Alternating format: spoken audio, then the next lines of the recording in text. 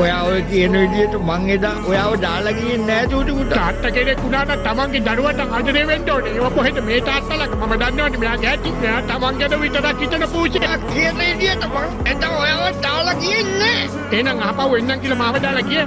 කොහොම ආවද ආපහු? ඔව්. මං ආවා. ඒත් ආයතන හිටි. අනේ මේ කටවහ ගන්න. දැන් මෙතන බොරුවට කෙබරයක් ගොටනවා. රවට්ටන්න මාව මෙතන ආයි. නෑ.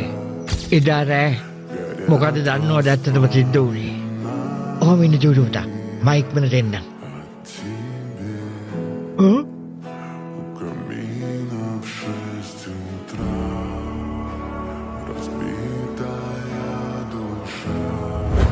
තාත්තා මම එක දැනන් හිටින්නේ. මට හිතා ගන්න පුළුවන්. ඉතින් ඊට පස්සේ වටවට එන්න තිබුණානේ. මං ආවා. ඔයා ජෝන් එක සතුටින් ඉන්නවා එතකොට මම දැක්කා.